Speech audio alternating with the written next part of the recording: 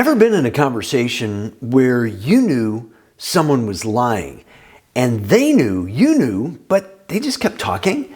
That moment when your pulse jumps, your jaw tightens, and your mind screams, "I can't believe this person is actually saying that." We've all been there with a boss, a friend, a partner, or even while watching a politician, smiling as they twist the story to fit their narrative.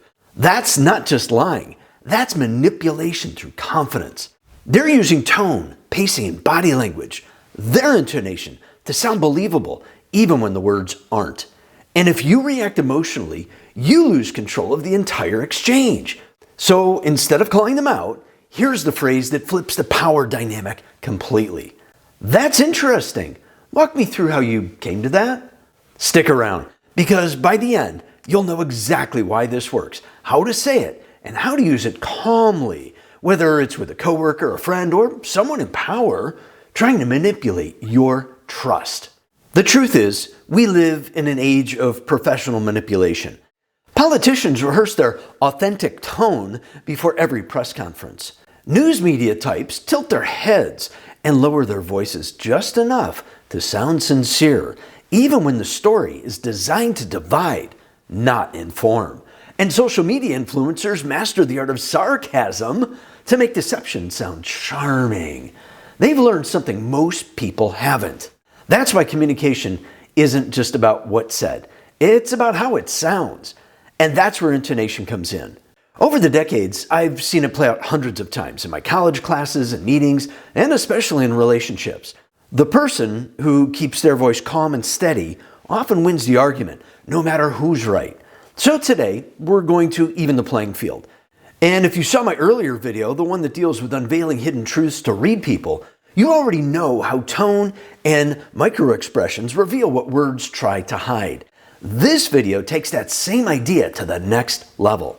By the end of this video, you'll know how to spot manipulation instantly, even when it sounds believable. Use sarcasm against itself, so you never get pulled into emotional traps. Master your intonation, because your tone communicates truth more powerfully than your words ever could. And of course, you'll have a single reliable phrase to use when someone lies to your face. So you stay calm, in control, and one step ahead. Let's start with why people lie.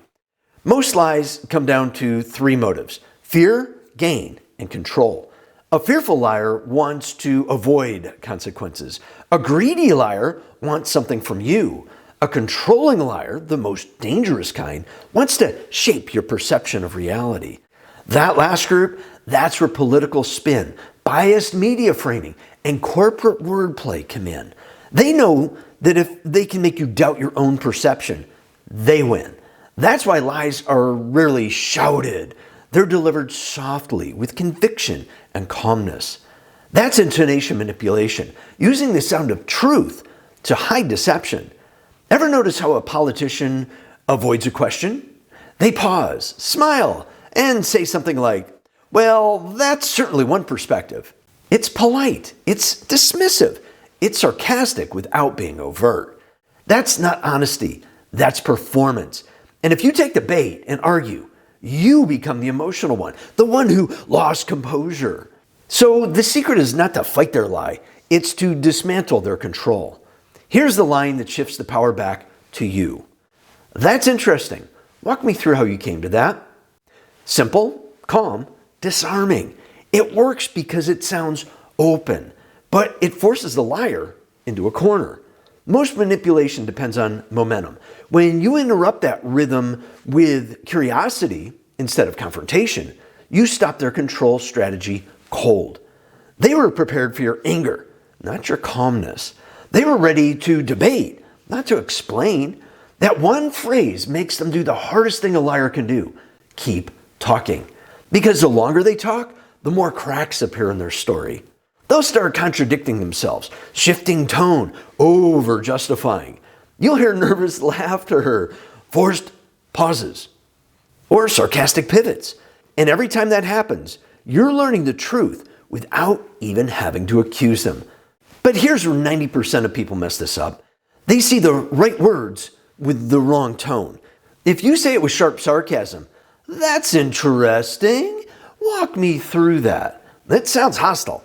That's not control, that's confrontation. So here's how to deliver it. Keep your voice low and slow. Drop your tone slightly at the end of the sentence. Hold eye contact, but stay relaxed. And most importantly, pause after you speak. That pause is your power. Liars fill silence with self-defense. Truth doesn't rush. That's how you use intonation as a psychological tool. The calmest person in the room always sounds the most credible. And credibility dismantles manipulation faster than proof ever could. Let's make it practical. Imagine this. Your coworker says, "Oh, I never got that email from you." You know they did. You have the red receipt. Most people respond with proof and anger. "Yes, you did. I have the timestamp right here." But that only triggers defensiveness. Instead, try this. "That's interesting. Walk me through your inbox. Let's figure out where it went." Their tone will shift. You'll see hesitation, fake confidence, maybe even sarcasm. "Oh, I guess it must have vanished, huh?" That's their cover cracking. You didn't accuse, you exposed. Now, imagine applying the same strategy to politics or media. The next time you hear someone confidently tell you, "Everyone agrees," or "The data clearly shows," ask yourself, what's the tone? Is there sarcasm hiding insecurity? Is the intonation overly smooth, too rehearsed? That's how manipulation sells certainty, by sounding calm enough to silence your doubt. But you're not silent anymore. So here's the takeaway. The moment someone lies to your face, don't fight to prove your truth. Make them prove theirs. Remember the phrase, "That's interesting. Walk me through how you came to that." Say it once, calmly. Then let silence do the work. Because truth doesn't need to shout. It just needs space to breathe. If you found this video helpful, take a second to share it with someone who might need a little nudge toward seeing truth and perception in a different way. In the next episode in this Truth and Perception series, I'll show you how to use tone and empathy to speak the truth without starting a fight, so you can tell the truth without conflict, even when emotions are high. In the meantime, check out this video next. It's part of my playlist on dealing with difficult people without losing your cool. It'll give you more tools to stay calm, clear, and confident when conversations get tough. Thanks for watching. I'll see you in the next video.